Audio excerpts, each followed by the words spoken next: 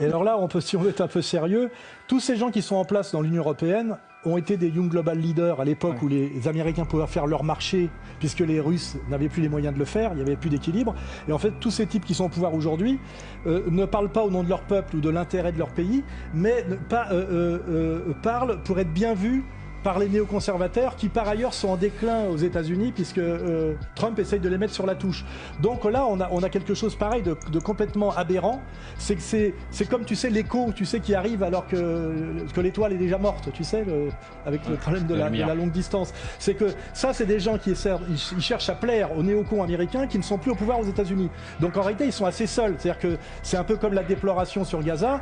On est dans un monde aujourd'hui de verbillage non suivi des faits et ce type-là en est le parfait exemple. Peut-être d'ailleurs que dans le discours d'après, il pleurniche sur la souffrance des Palestiniens, par exemple.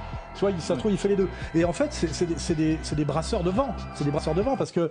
et puis si jamais ce qu'il disait était suivi des faits, eh ben, on peut dire adieu à l'Allemagne, hein, parce que je pense que les Russes vont pas laisser faire, hein, et qu'ils ont les moyens. Et puis alors c'est pareil quand on va construire des armes. Quand tu dis à ton ennemi, j'ai pas les mêmes armes que toi, aussi efficaces que toi, mais je vais me mettre à les construire, normalement ton ennemi te détruit après que tu aies prononcé la phrase. Donc là on a vraiment des élites européennes qui sont des abrutis, des traîtres. Enfin, je veux dire, on peut difficilement être plus bas. Et ces gens-là nous représentent très très mal et par contre incarnent un effondrement et un déclin de ce qu'on appelle l'Occident collectif, dont même Trump essaye d'échapper. C'est ça le paradoxe.